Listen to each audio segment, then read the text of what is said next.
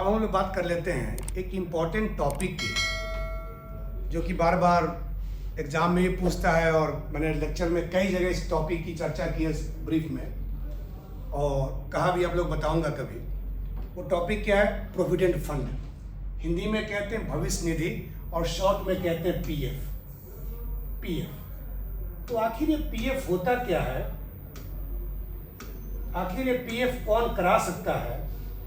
आखिर ये पीएफ से फायदा क्या है? इकोनॉमी को क्या फायदा है? लोगों को क्या फायदा है? क्या क्या इसमें प्रोविजंस हैं? क्या सिर्फ गवर्नमेंट एम्प्लॉय के लिए है? क्या सिर्फ प्राइवेट एम्प्लॉय के लिए है? या सिर्फ एम्प्लॉय के लिए है कि क्या बिना जो एम्प्लॉय नहीं होगा वो नहीं करा सकता है? इन सब के बारे में हम चर्चा कर लेते हैं, और निश्चित तौर पर आपके एग्जाम के लिए, कई स्टेट पीसीएस के लिए और यूपीएससी के लिए तो है ही, ये बड़ा उपयोगी होगा। इसको समझेंगे तो आपके कई सारे क्वेश्चन होंगे और ओवरऑल भी जानकारी के लिए बड़ा इंपॉर्टेंट है। तो आखिर पीएफ होता क्या है? तो नाम ही इसका है क्या? भविष्य निधि प्रोविडेंट फंड, यानी भविष्य के लिए सुरक्षा योजना है। ये एक सेविंग स्कीम है जो कि आपको भविष्य में, फ्यूचर में आपको इसका लाभ देगा। उस बचत का लाभ आपको फ्यूचर में मिलेगा, ठीक है ना? तो क्या है ये, कैसे है, कौन कराता है, क्या कराता है, सबके बारे में बात करते हैं। तो ध्यान रखो कि पीएफ जो है वो दो टाइप के होते हैं। एक को कहते हैं ईपीएफ, यानी कि एम्प्लॉय प्रोविडेंट फंड, कर्मचारी भविष्य निधि, और एक को कहते हैं पीपीएफ। क्या है? पब्लिक प्रोविडेंट फंड, यानी लोक भविष्य निधि। अब ये पीपीएफ और ईपीएफ दोनों होते क्या है, इसकी एक एक करके और यहीं पे सब समझ जाएंगे कि ये योजना किसके लिए है, ये कौन करा सकता है, कितना करा सकता है, क्या करना होता है, इन सब के बारे में बात हम लोग जानेंगे यहाँ पर, ठीक है? तो सबसे पहले कि इसका लाभ कौन ले सकता है, इस योजना को कौन करा सकता है, ये कौन इसका लाभ ले सकता है, इसके बारे में कर सकते हैं। तो पहले किसके लिए, कौन करा सकता है इसका? तो ध्यान रखिएगा कि ईपीएफ जो है वो कोई भी सैलरीड एम्प्लॉय जो किसी भी कंपनी में, किसी भी संस्था में काम करता होगा, वो करा लेता है।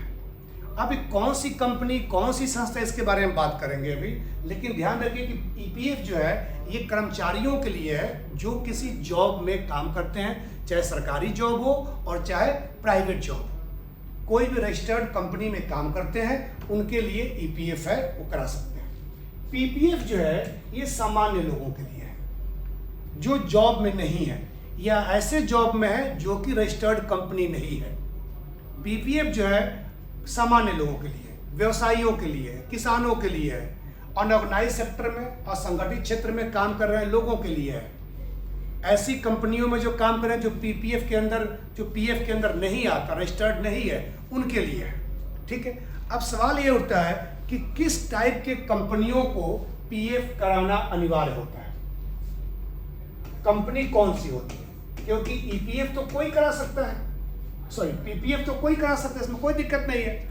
लेकिन ईपीएफ मैंने कहा कि कुछ कंपनियों के लिए है, तो दो तीन क्राइटेरिया है। पहला क्राइटेरिया है कि गवर्नमेंट की जो भी कंपनी होगी उस कंपनी के सभी एम्प्लॉय के लिए ये स्कीम जो है आपको कराना होगा, ऑटोमेटिकली होगा वहां पर। उसके बाद दूसरा, प्राइवेट कंपनी। प्राइवेट कंपनी में दो क्राइटेरिया है। एक प्राइवेट कंपनी जो कि ईपीएफ अकाउंट है, सॉरी एक्ट है, एम्प्लॉय प्रोविडेंट फंड एक्ट, जो कि 1952 में बनाया गया था। इस एक्ट के अंतर्गत जो भी कंपनियां रजिस्टर्ड हैं उनको अपने एम्प्लॉय को ईपीएफ देना, प्रोविडेंट फंड देना बहुत ही अनिवार्य है, ठीक है? गवर्नमेंट सबके लिए और प्राइवेट में जो कंपनी ईपीएफ एक्ट 1952 के अंडर रजिस्टर्ड है। दूसरा क्या है? वैसी कंपनियां जहां 20 से ज्यादा एम्प्लॉय काम करते हैं, मोर देन 20 ज्यादा एम्प्लॉय काम करते हैं, लीगली उस कंपनी को ईपीएफ में रजिस्ट्रेशन करवाना है। अब इलीगली कई सारी कंपनियां ऐसी हैं जो रजिस्ट्रेशन नहीं करवाती हैं, तो वो अलग बात है। लेकिन जिस कंपनी में भी, जिस संस्था में भी, जिस इंस्टीट्यूशन में भी अगर 20 से ज़्यादा एम्प्लॉय काम करते हैं तो उन कंपनी को अपनी एम्प्लॉय को पीएफ देना है, ध्यान रखिएगा, ठीक है? अब पीपीएफ जो है, ये पीपीएफ किसके लिए है? तो पीपीएफ जो जनरल लोगों के लिए है, कोई करा सकता है। और ध्यान रखिए कि जो कंपनी ईपीएफ में रजिस्टर्ड नहीं है या ईपीएफ एक्ट के अंतर्गत रजिस्टर्ड नहीं है, पंजीकृत नहीं है, उस कंपनी में जो लोग काम करते हैं वो पीपीएफ अपना खोल सकते हैं, वो पीपीएफ में अपना काम करा सकते हैं। अब सवाल ये उठता है कि क्या कोई व्यक्ति दोनों करा सकता है, ईपीएफ भी और पीपीएफ भी करा सकता है? तो हाँ, अगर आपके पास पहले से ईपीएफ अकाउंट है और आप चाहते हैं पीपीएफ भी खोलना, तो आप पीपीएफ भी खोल सकते हैं। लेकिन ध्यान रखिएगा, दो ईपीएफ अकाउंट नहीं हो सकता है। ईपीएफ अकाउंट दो नहीं हो सकता है या पीपीएफ अकाउंट भी दो नहीं हो सकता है। लेकिन अगर ईपीएफ आपके पास है तो आप पीपीएफ अकाउंट, मतलब कहीं जॉब में भी हैं, वहाँ पीपीएफ अकाउंट मिला है और आप चाहते हैं कि और ज़्यादा सेविंग करना, और ज़्यादा बचत करना, आपको भविष्य की ज़्यादा चिंता अगर आपके लिए है, तो आप अपना दोबारा पीपीएफ अकाउंट भी खोल सकते हैं, ये ध्यान रखिएगा। ठीक है, यानी कि आप ईपीएफ के बाद पीपीएफ भी खोल सकते हैं। अब ये क्वेश्चन आता है, आपके दिमाग में चल रहा होगा कि आखिर ये किसके लिए है? क्या सभी एम्प्लॉय के लिए, यानी कौन सी एम्प्लॉय के लिए है, किस कर्मचारी के लिए अनिवार्य है और किस कर्मचारी के लिए अनिवार्य नहीं है, कौन से कर्मचारी के लिए है? तो ध्यान रखिएगा, अगर किसी भी कर्मचारी की सैलरी 15,000 रुपये तक है, क्या बोला मैंने, 15,000 रुपये तक है, तो उस एम्प्लॉय को ईपीएफ कराना, पीएफ कराना कंपल्सरी। हम बात ईपीएफ की कर रहे हैं, हम बात अभी पीपीएफ की नहीं कर रहे हैं। किसी एम्प्लॉय की अगर सैलरी 15,000 रुपये तक है तो उस एम्प्लॉय को पीएफ कराना अनिवार्य है, और 15,000 से ज़्यादा है तो उसके लिए स्वैच्छिक है, उसे कहते हैं वीपीएफ, वॉलंटरी पीएफ, स्वैच्छिक प्रोविडेंट फंड, मतलब वॉलंटरी प्रोविडेंट फंड मतलब स्वैच्छिक भविष्य निधि। यानी अगर सैलरी आपकी 15,000 से ज़्यादा है तो आप करा भी सकते हैं, नहीं भी करा सकते, लेकिन 15,000 तक के एम्प्लॉय, क्योंकि उनको ज़्यादा चिंता होती है भविष्य की, वो छोटे एम्प्लॉय होते हैं, वो अपना पैसा खर्चा कर लेते हैं सारा, तो जब बुढ़ापे में आएंगे, जब ओल्ड एज में होंगे तो उनको चीज़ें नहीं मिलेंगी, उसके बाद तो काम नहीं कर पाएंगे, तो कहाँ से अपना सर्वाइवल करेंगे। इसलिए उनके लिए कहा गया है कि कंपल्सन है, लेकिन जिनकी सैलरी ज़्यादा है, ये बेसिक सैलरी है, ये बेसिक सैलरी है, जिनकी सैलरी ज़्यादा है वो चाहे तो कराएं और चाहे तो वो नहीं कराएं, ये इसमें कहा गया। ठीक है ना, तो ये ध्यान रखिएगा। अब सवाल है, और ये इसमें कोई लिमिट नहीं है, इनमें कोई आपका सैलरी का, इनकम का कोई लिमिट नहीं है, जो चाहे वो करा सकता है, चाहे उसकी सैलरी ज़्यादा हो, चाहे बिजनेस का प्रॉफिट ज़्यादा हो, चाहे बिजनेस का लॉस ज़्यादा हो, वो कोई चाहे कोई भी करा सकता है। ठीक है, अब सवाल ये होता है कि ये यहाँ पे बनाता हूँ मैं ईपीएफ और पीपीएफ, ईपीएफ और पीपीएफ कि इसमें लिमिट क्या है, सीमा क्या है, कितना जमा आप कर सकते हैं। तो ध्यान रखिए कि अगर इसमें 12% है, यानी आप अपने बेसिक सैलरी का 12% आपको देना है, और इसमें जो है ₹500 से ₹1.5 लाख तक। ये कैसे समझ लेते हैं? अब मान लो, पहले ईपीएफ की बात हम कर लेते हैं, आपकी सैलरी 15,000 रुपये है, किसी आदमी की सैलरी 15,000 रुपये है, ठीक है ना, और उस सैलरी में से वो क्या करता है, 12% जो है उसको क्या करना है, जमा करना है ईपीएफ के लिए, अपने गवर्नमेंट के लिए। ठीक है, तो अब एग्जांपल समझते हैं इसको कि मान लो किसी एम्प्लॉय की सैलरी जो है 15,000 रुपये है, तो उसको अपने सैलरी का 12% यानी कि 1,800 रुपीज जो है क्या करना होगा, अपने पीएफ अकाउंट में जमा करना होगा। ये पीएफ अकाउंट कहाँ बनेगा? ये पीएफ अकाउंट जहां आप जॉब कर रहे हैं जिस कंपनी में, वो कंपनी आपको पीएफ अकाउंट देगी। वो पीएफ जो इसका ऑर्गेनाइजेशन कौन सा है, EPFO, employ provident fund organisation. ये ईपीएफओ एक संस्था है जो कि कर्मचारियों के लिए इनका रजिस्ट्रेशन करता है और उनको अकाउंट देता है, सेविंग अकाउंट की तरह, करंट अकाउंट की तरह जो आपका अकाउंट होता है, उस तरह पीएफ अकाउंट मिलता है।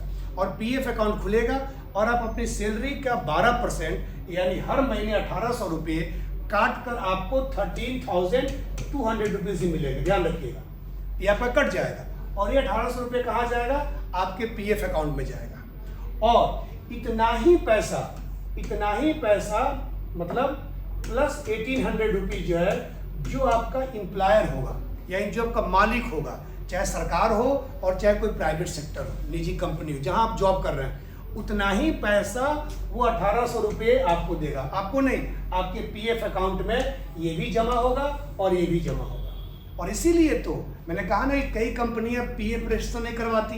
क्यों नहीं करवाती हैं? कि उसको अपने जेब से भी 12% उसको देना पड़ेगा। किसको? पीएफ जो होल्डर है, जो अकाउंट होल्डर है, उसके अकाउंट में कंपनी को अपने हिसाब से जमा करना पड़ेगा। यानी ये पूरा 3600 आपके अकाउंट में हर महीने जा करके जमा होगा। ठीक है, वो अलग बात है कि ये जो आपका पैसा है ना, ये 1800 ये सरकार जो देगी या जो आपका एम्प्लॉयर है जहां आप जॉब करते हो वहां देंगे। इसमें से कुछ पैसा जो है आपके पीएफ अकाउंट में जाएगा और कुछ पैसा जो है वो आपके पेंशन फंड में जाएगा। सुना होगा नाम पेंशन फंड का। यानी 1800 रुपये में से 3.67% ये पीएफ में जाता है। यानी 12% का 3.6% पीएफ में जाता है और 8.33% जो है वो आपका कहाँ जाता है? वो जाता है आपके पेंशन फंड। दोनों आपका ही पैसा है, भविष्य में आपको ही मिलेगा। यानी गवर्नमेंट या जो एम्प्लॉयर आपका है, जहाँ आप जॉब कर रहे हैं, मालिक जो है वो आपके जो पीएफ के पैसे होते हैं उसमें से कुछ पैसा आपके पीएफ फंड में जमा कर देता है और कुछ पैसा आपके कहाँ पे जमा कर देता है? आपके पेंशन फंड में जमा करता है। ये 3600 रुपया आपके अकाउंट में जमा हो गया और हर महीने रुपया जमा हो रहा है। ठीक है, अब इसमें जो है इसमें लिमिट रखा गया है 500 से लेके 1.5 लाख। ये आपका मंथली सैलरी से जमा होगा और इसमें आपको दिया गया या तो लमसम में एक मुश्त जमा कर सकते हैं, एक बार में लमसम जमा कर सकते हैं, या आप इंस्टॉलमेंट में भी, किस्तों में भी जमा कर सकते हैं। जितना किस्त चाहे वो मंथली किस्त चाहे मंथली से भी कम किस्त चाहे आप, लेकिन लिमिट आपकी क्या है? 500 मिनिमम और 1.5 लाख तक रुपए इस साल में जमा कर सकते हैं। इससे ज़्यादा जमा आप नहीं कर सकते हैं।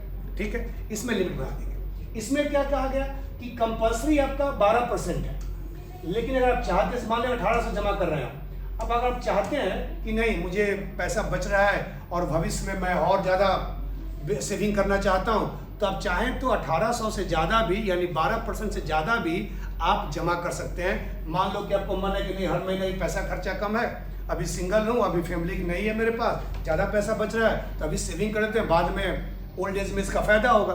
तो आप चाहें तो 1800 से बढ़ा करके इसको 30,000 जितना मर्जी कर सकते हैं और वो पैसा सिर्फ आपको जमा करना पड़े। उसमें आपकी गवर्नमेंट या आपकी जो एम्प्लॉयर है वो नहीं देगा।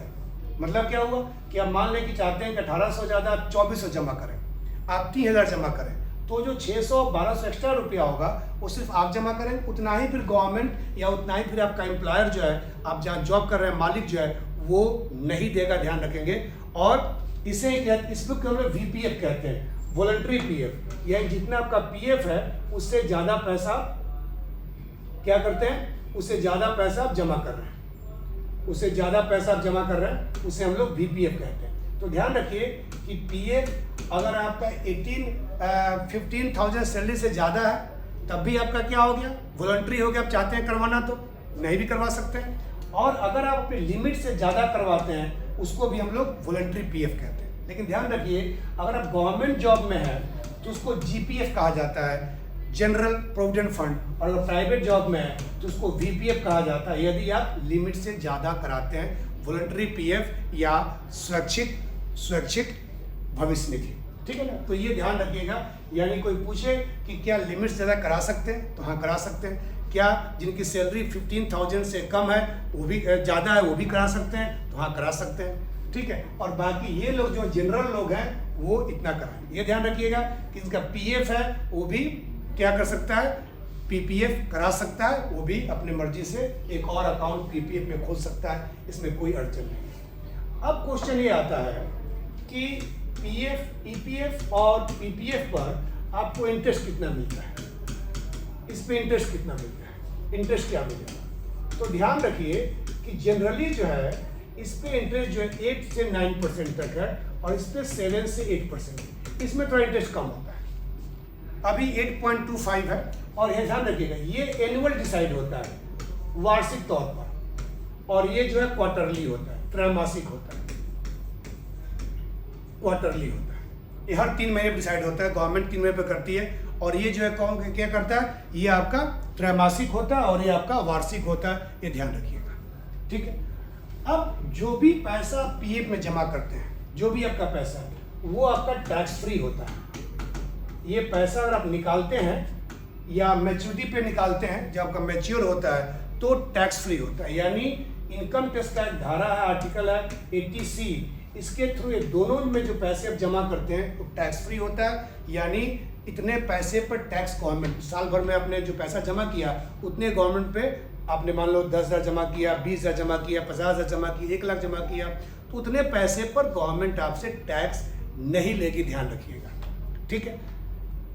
अब उसमें एक बात और आती है कि दोनों में, चाहे पीपीएफ हो, ईपीएफ हो, चाहे पीपीएफ हो, दोनों में अब उसमें एक बात ये आती है कि क्या आप इस पे निकालेंगे, इसको निकासी क्या बीच में निकाल सकते हैं पैसा, यानी जो आपने पीएफ में जमा किया है वो निकाल सकते। ध्यान रखिएगा, पीएफ अकाउंट एक बार अगर एम्प्लॉई आप हैं और आपका पीएफ अकाउंट एक बार खुल गया है, जो बताया ना मैंने यहाँ पर कि पीएफ अकाउंट खुलता है, आपका पीएफ अकाउंट खुल गया और पीएफ अकाउंट खुलने के बाद ये पीएफ अकाउंट खुल गया, इस पीएफ अकाउंट खुलने के मान लो आपने जॉब छोड़ दिया, किसी और जॉब में चले गए, दूसरे जॉब में, दूसरे कंपनी में चले गए, दूसरे फैक्ट्री में चले गए, तो आपका पीएफ अकाउंट सेम रह सकता है।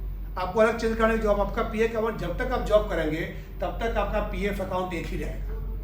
पहले था कि ऑप्शन लेके बदल सकते हैं, लेकिन अब जरूरत नहीं है। अब गवर्नमेंट ने कह दिया कि चाहे एक जॉब करो चाहे 10 जॉब करो, जब जब जॉब छोड़ना है छोड़ो, आपका पीएफ अकाउंट, क्योंकि पीएफ अकाउंट कौन रखता है, गवर्नमेंट रखती है, ये गवर्नमेंट के पास होता है, तो पीएफ अकाउंट आपको बदलने की आवश्यकता नहीं है, ध्यान रखिएगा, और यही आपका काम करेगा। लेकिन अगर मान लीजिए कि आपने एक जॉब छोड़ दिया और दूसरे जॉब में गए और आपको पैसा निकालना है या उस पे से लोन लेना है, पार्शियल विड्रॉल करना है, पॉसिबल है, आप इसमें भी और इसमें भी पार्शियल विड्रॉल कर सकते हैं, पैसा निकाल सकते हैं बीच में। कैसा क्राइटेरिया हो जान लीजिए, अगर आपने जॉब छोड़ा है और आपको पैसे की नीड है, बेरोजगार है, पैसा नहीं है आपके पास, तो 2 महीने का लॉकिंग पीरियड है जिससे आप पैसा निकाल सकते हैं। 2 महीने बाद ही आप पैसा निकाल सकते हैं। ये नहीं कि आप नेक्स्ट कंपनी को छोड़ा, वाई कंपनी में गए और कल आपको पैसे की नीड आ गई, निकाल नहीं सकते। 2 महीने जॉब छोड़ने के बाद ही निकाल सकते हैं। दूसरा बात, आप 5 साल की सर्विस के बाद ही पैसा निकाल सकते हैं या इस पे लोन ले सकते हैं। 5 साल की सर्विस के बाद, 5 साल की सर्विस के पहले नहीं ले सकते। इसमें जो है वो 15 ईयर का लॉकिंग पीरियड है पीपीएफ में, जो जनरल पीएफ जो पब्लिक प्रोविडेंट फंड है उसमें 15 ईयर का लॉकिंग पीरियड है, यानी 15 साल से कम का ये नहीं होता है। 15 साल के लिए आपको पीपीएफ अकाउंट खोलना पड़ेगा, उसके बाद निकाल सकते हैं। और 15 साल से पहले फुल विड्रॉल नहीं हो सकता है। आप चाहें कि 2 साल चलाएं, 3 चलाएं और पैसा निकाल लें, वो नहीं मिलेगा। भले चलाना आप बंद कर दें, लेकिन पैसा आपको 15 साल के बाद ही मिलेगा।